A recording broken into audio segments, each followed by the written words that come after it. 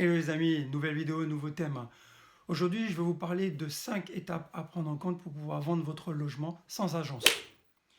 Étape numéro 1, faire tous les travaux nécessaires, les petites réparations nécessaires pour pouvoir vendre votre logement dans les meilleures conditions. Donc, c'est quoi les petites réparations? Vous avez une prise par exemple qui ne fonctionne pas depuis très longtemps, va falloir réparer. Passer la tondeuse, ça c'est des éléments qu'on ne prend pas en compte, alors qui est important. Changer la luminosité, faire une peinture qui soit uniforme et qui va plaire au plus grand nombre. Ça, c'est les éléments à prendre en compte. Ensuite, appeler un diagnostiqueur pour pouvoir établir le dossier des diagnostics obligatoires. Et ça, c'est vraiment trop négligé par les propriétaires. Et ça, c'est un premier critère qui va vous permettre d'avoir la qualité unique de votre logement. Deuxième étape, fixer le juste prix de votre logement. Comment vous allez faire? Déjà, c'est avoir le prix du mètre carré, le prix du marché. Vous allez sur les sites Meilleur Agent, par exemple, ou les sites de notaires de France. Et là, vous allez avoir le prix du mètre carré. Ensuite, allez sur les sites Le Bon Coin ou surloger.com et voyez les annonces et voyez les prix qui se font actuellement avec les logements qui sont similaires aux vôtres. Ensuite, grâce à ça, vous allez pouvoir déterminer votre prix du mètre carré. Étape numéro 3, publier l'annonce de votre logement, bien évidemment, en prenant de belles photos de qualité avec un agencement épuré. Parce que vous allez être noyé dans toutes les annonces qui sont sur les sites comme Se Loger ou Le Bon Coin.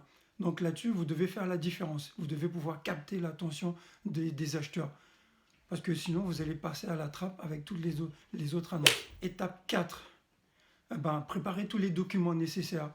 Votre titre de propriété, le dossier des diagnostics, votre taxe foncière que vous avez reçue. Ensuite, les différentes factures des travaux qui sont de moins de 10 ans. Par exemple, la déclaration de travaux que vous avez effectuée ou le permis de construire si vous avez eu besoin par rapport à ça.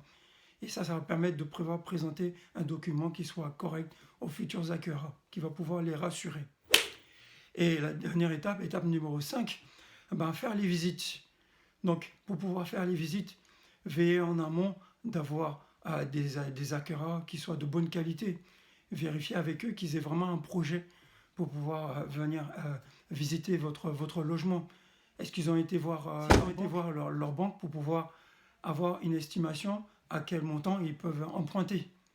Et aussi, à chaque fois que vous allez effectuer une visite, demandez systématiquement la carte d'identité des personnes qui viennent chez vous. Parce que tout ça, ça va vous permettre de vous sécuriser. On sait que pertinemment, par ce biais-là, beaucoup de cambriolage se fait. Donc, pour pouvoir vous protéger, vérifiez l'identité de la personne qui est en face de vous. Donc voilà, j'espère que ces quelques conseils vous auront servi. N'hésitez pas à partager et à liker cette vidéo qui peut pouvoir aider le plus grand nombre. Je vous souhaite un bon visionnage et je vous dis à très vite. Ciao!